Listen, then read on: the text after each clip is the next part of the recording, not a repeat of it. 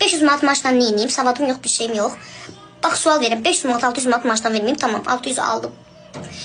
Çıxdım getdim, uşağım elə qaldı ortalıqda bütün günü atsız, küçələrdə qaldı. Getdi sigareta qurşandı, içkiyə qurşandı, ana yoxdu axı üstündə. 600 manat aldım, verdim evin kirayəsinə, yaxşı. Bəs nə yeyəcəm, nə içəcəm, nə giyinəcəm? Hə. Yenə belə evdə oturub divizyon eləyirəm də. Bir həftədə 2000 manat pulum çıxıb, dərman getməyə, mən özələ getdim xəstəxanaya, mən canımı çox istəyənəm. Getdim özələ, həkimə danışdım, dedim nə lazımdır, pulum bir-bir, ürəyimi də, qanımı da, hamısını yoxlatdırdım. Bir dənə ciyərimdə bir balaca ləkə düşüb, o da öskürürəm, onda müalicəsini aldım. Gedirəm, otururam, yeyirəm, içirəm, mən belə kayfarik adamım, mən nə bilim. Özə, adam deyir, ayağını yorğandan görə uzadır. Gedirəm, harada bahalı yer var, orada otururam. Bax, Quran and olsun, cəmaat gedir, oturur restoranda, 50 manat verəndə canı çıxır. Mən bir dənə restoranda oturanda 200 manat şot verirəm, bax, and olsun Allah'ın adına. Sonra evə gəlirəm, səhər edirəm, pulum yoxdur.